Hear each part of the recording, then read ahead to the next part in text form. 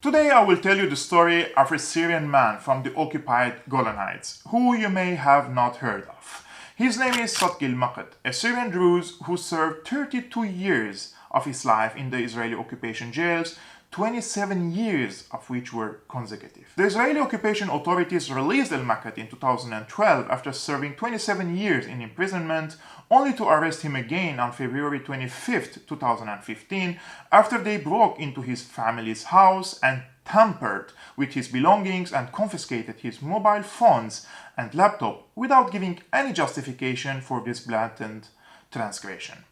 Later, we figured out that the Israeli occupation authorities arrested al-Maqt, the longest-serving Syrian prisoner in Israeli jails, after unveiling the direct support provided by the Israeli army to the armed terrorist groups fighting the Syrian army in southern Syria, particularly al-Nusra Front, which is on the UN's terror list. Israel, however, accused al-Maqt of spying for Syria.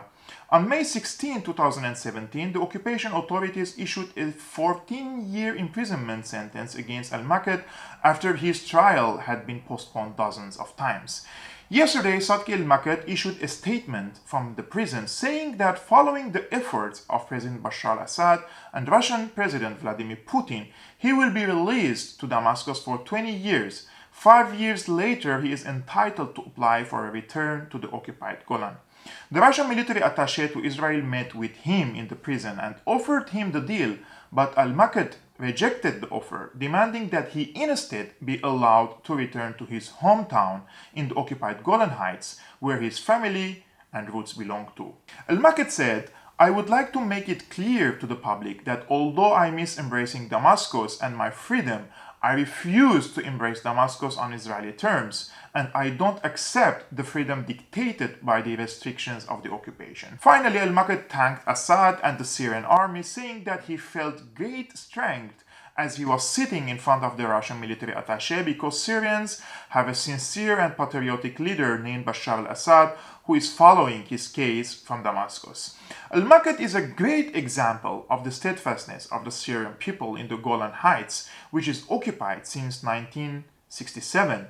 Despite the efforts of the occupation authorities to change the demographics of the area and the convictions of the people, the vast majority of Syrians remain loyal to their country and believe the day will come when the walls of the occupation are broken.